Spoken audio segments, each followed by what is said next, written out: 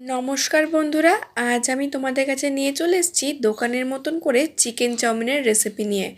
তোমরাও কিন্তু এরকম করে বাড়িতে যে কোনো রকমের ভেজিটেবলস থাকলে আর 2 থেকে 3 টুকরো মাংস থাকলেই এরকম করে চিকেন চাউমিন করে খেতে পারো। আমি এই চিকেন চাউমিনটা করার জন্যে প্রথমেই 3টে ডিম নিয়ে কিছুটা ভুজিয়া করে তুলে রেখে দেবো।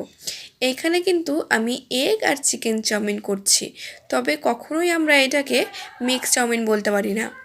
মিক্স চাউমিনের মধ্যে মাংস, ডিম, মাছ তিনটেই যায়। ডিম, মাংস আর চিংড়ি মাছ দিলে তবে সেটাকে মিক্স চাউমিন বলে।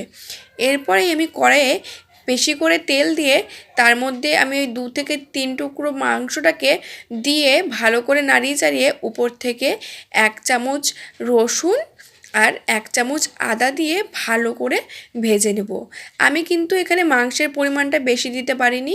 ঘরে আমার 2 থেকে 3 টুকরো মতন মাংস ছিল, সেটাকে একটু কুচিয়ে আমি এই চিকেন চাউমিনটা করছি। মাংসটা একটু ভাজা হয়ে গেলেই আমি একে একে সমস্ত রকম ভেজিটেবলসগুলো অ্যাড করব।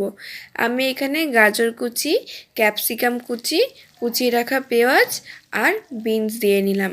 আর দিয়ে নিলাম উপর থেকে কুচিয়ে রাখা বাঁধাকপি, 6টা কাঁচা লঙ্কা চেরা, টমেটো কুচি দিয়ে ভালো করে সমস্ত রকম ভেজিটেবলসগুলো ভালো করে নাড়িয়ে চাড়িয়ে সেই তেলের মধ্যে একটু সেদ্ধ করে ভাজা ভাজা করে নেব।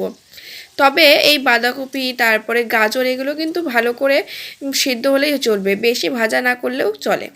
এরপর সামান্য একটু চিনি দিয়ে উপর থেকে পরিমাণ মতন লবণ আর আগে থেকে সিদ্ধ করে রাখা চাউমিনগুলোকে আমি ভালো করে দিয়ে নেব। আমার কাছে কিন্তু চাউমিনের পরিমাণটা একটু বেশিই ছিল, তাই এখানে কিন্তু আমি তেলটাও আমি আমার চাউমিনের পরিমাণ মতনই দিয়েছি। তোমরা যদি চাউমিনের পরিমাণটা এর থেকে কম রাখতে চাও তবে তেলের পরিমাণটা কিন্তু আরেকটু কম দিবে। এরপরেই আমি একে একে সোয়া সস উপর থেকে ভেজে রাখা ডিমগুলো ভালো করে ছড়িয়ে দেবো। এবার দিয়ে দিব ম্যাগি মশলা।